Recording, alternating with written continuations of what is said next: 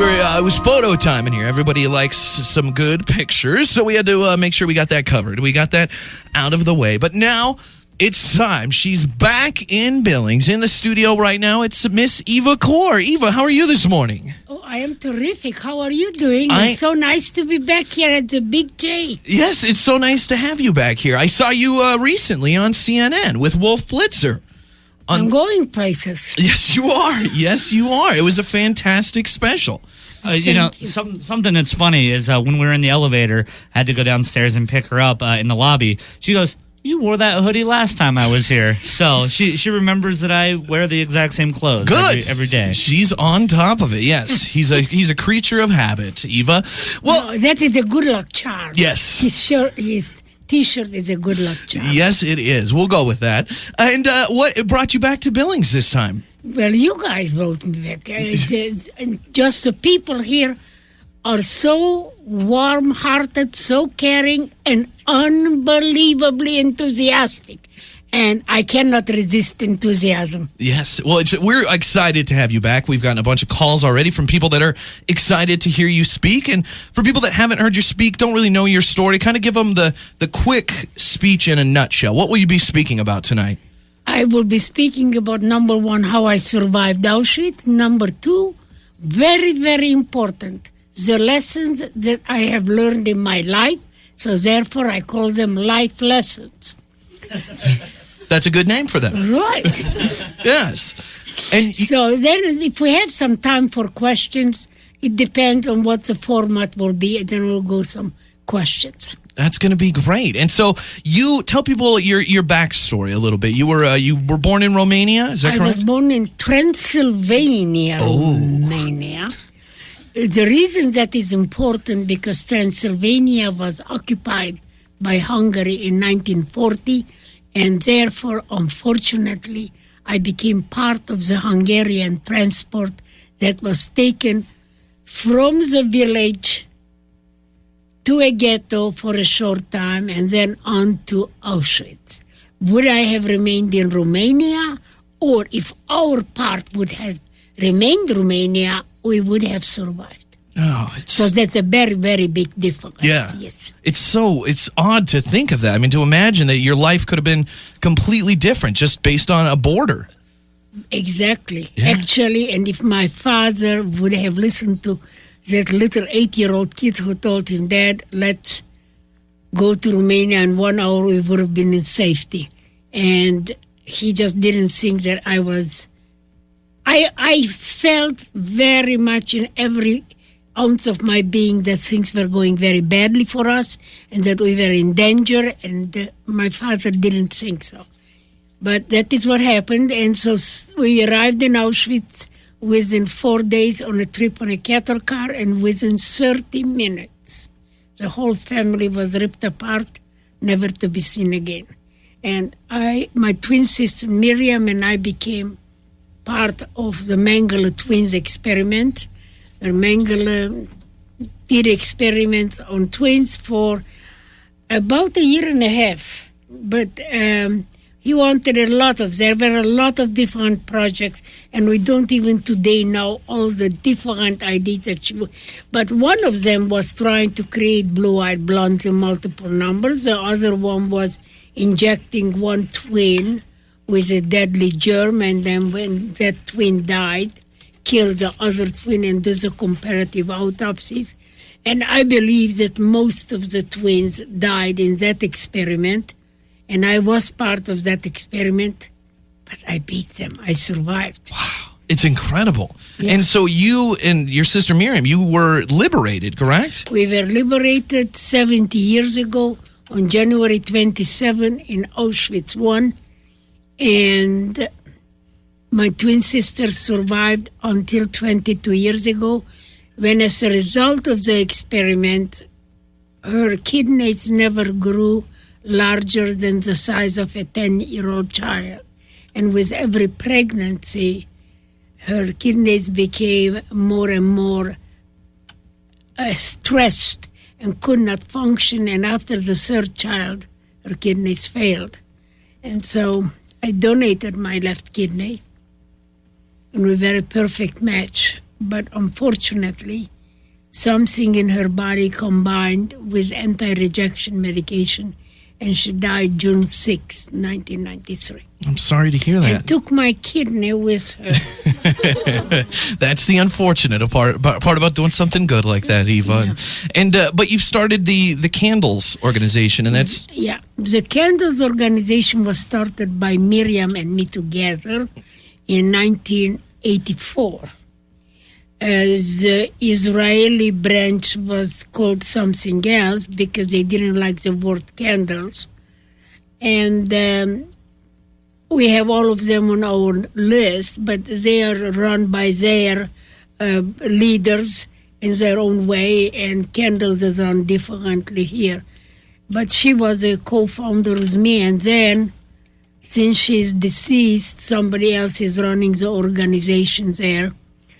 They are not involved in as many lectures, nor do they have a museum.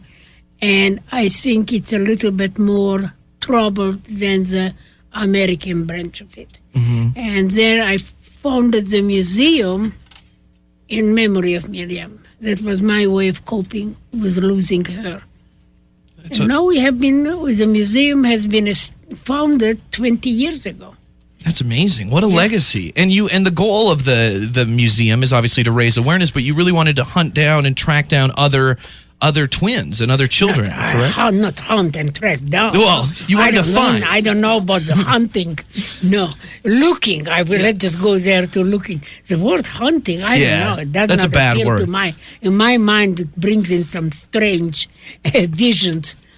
To locate and find the other twins. And also, once the museum was established, the idea is to teach not only about the tragedy of the Holocaust and all genocides, but what do you do when the tragedy is over? To help people learn to heal from the past through forgiveness.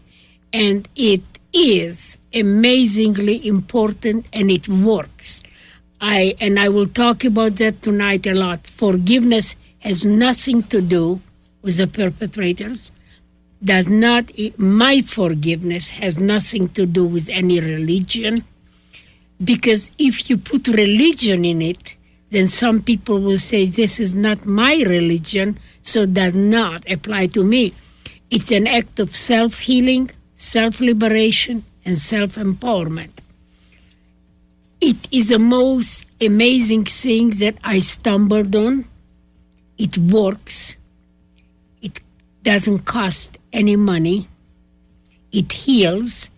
And if people don't like the way they are healed, they can always go back and take their pain back. No one will stop them. So there is nothing that they can lose. Only hopefully their pain. I think that's so powerful coming from you, just knowing your background. And so many people argue that, I think, and you kind of addressed it. They think, that it is somehow, if you forgive Hitler, if you forgive Dr. Mengele, that you're somehow excusing what they did. And like you said, it has nothing to do with them. It's about you and your healing. And correct. Why would you want to carry that pain? I do not absolve them from what they did, nor do I excuse or condone their actions. I think they will have to take responsibility for their actions, and they will actually have to pay the price in their own way. If that makes them feel any better and starts the dialogue about what needs to be done, that is very good. I don't think that when tragedies happen, such as the Holocaust during World War II, when the Nazis and their families, everybody was quiet, everybody was not even wanting to talk about it. The victims were afraid and scared, and maybe some of them even ashamed that they had to undergo such a thing. And the Nazis themselves were hiding, and they were afraid of being caught. So, with all that, everybody was covering up that under the surface, all these terrible emotions and fears and anger and pain, they're festering. And then we say we are building a new world. They are coming to the surface. And we can see that in many ways. Some children of survivors are not coping very well. The parents never talked about it, and that became a deep, dark secret for them. Of course, the Nazis, children and grandchildren particularly, and great-grandchildren, they are tremendously traumatized.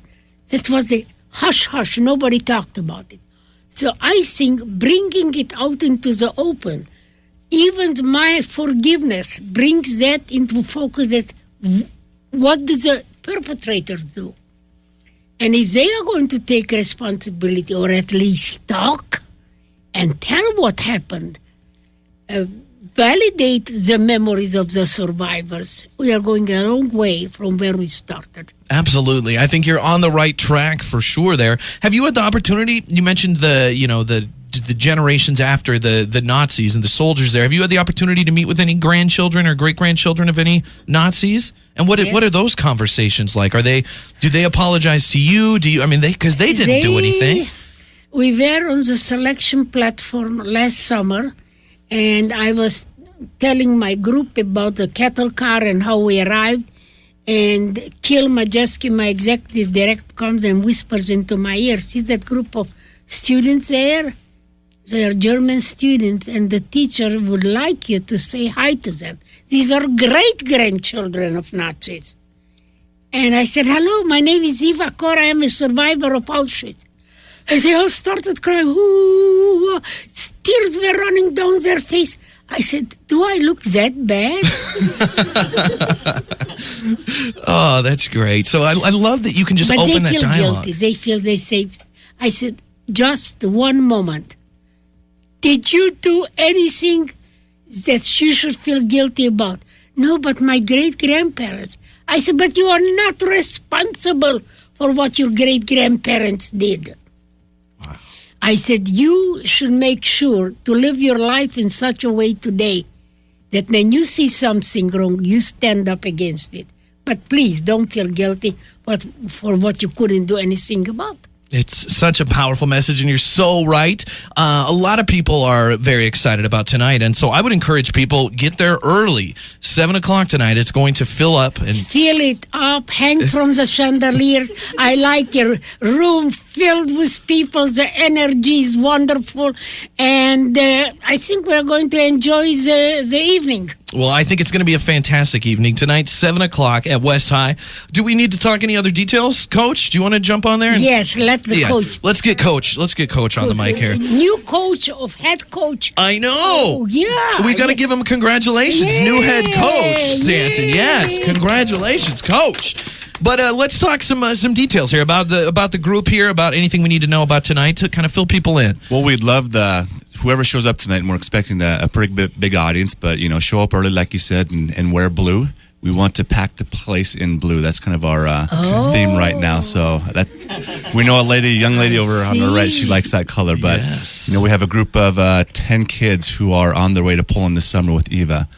So we're anticipating a good crowd, and we hope a lot of people show up. And, we have also a website, BWHS, Dreams and Forgiveness, if people want to donate for the kids to go over to Auschwitz this summer. So very nice. And so 7 o'clock tonight, auditorium. Get there early. It's first come, first serve.